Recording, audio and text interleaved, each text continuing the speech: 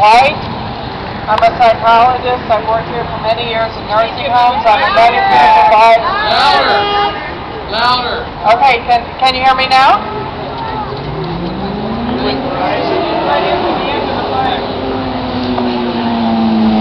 Is this good? Okay. My name is Dr. White. I'm a psychologist. I'm a Medicare provider. I work with senior citizens. They're the ones that built this country and built this city, and they need our help. I have a few words to say about the Weimar Republic. Okay, that was the republic that existed. It was a democratic republic that existed in Germany prior to Adolf Hitler. I'm going to say a couple words so you can understand what can happen in a city, in a country that was wealthy, educated, where people thought that they had a strong constitution. The country of Germany, prior to the takeover by Adolf Hitler, had a strongly worded constitution, the Weimar Constitution, that was very similar to our own. Historian William Scheer, in The Rise and Fall of the Third Reich, stated that the Weimar Constitution is, on paper, the most liberal and democratic document of its kind the 20th century had ever seen, full of ingenious and admirable devices which seemed to guarantee the working of an almost flawless democracy. Unfortunately, presidential powers were greater than here in the United States. Adolf Hitler, who became a brutal dictator, used an emergency decree. And this is the Republicans now were manufactured this state of emergency to strip us of our rights. So keep that in mind. Emergency decree to get rid of civil rights in Germany.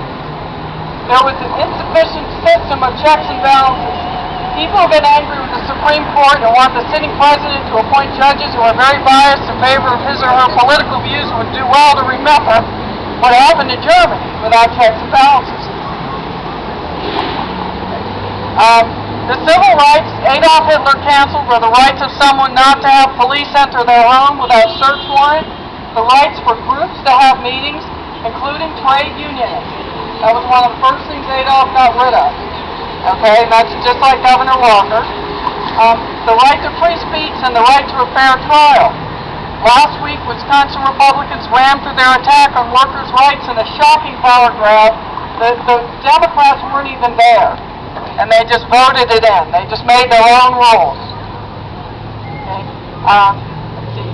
How did the lessons of the Weimar Republic apply to what's happening in Wisconsin and all across this great nation? The right to unionize is part of the right to form a group. Those who don't like unions should think about their own groups. Do you belong to a church group or synagogue? Do you belong to a bowling league?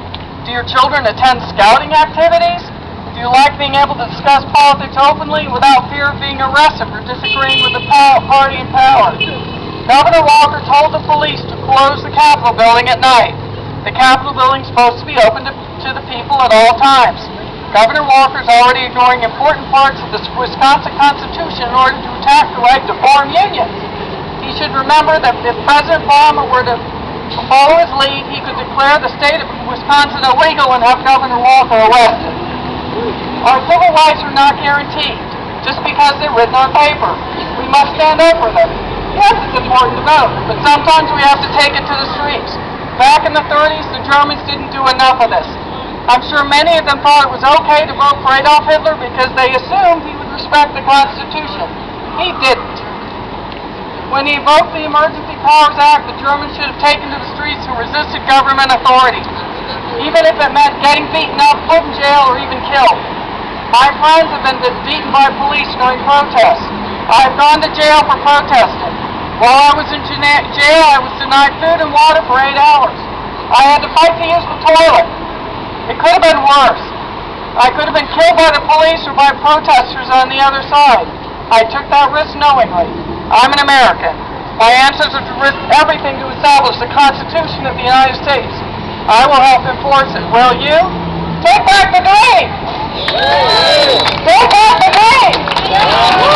Take back the dream! Thank you all for listening. Thank you all for being here.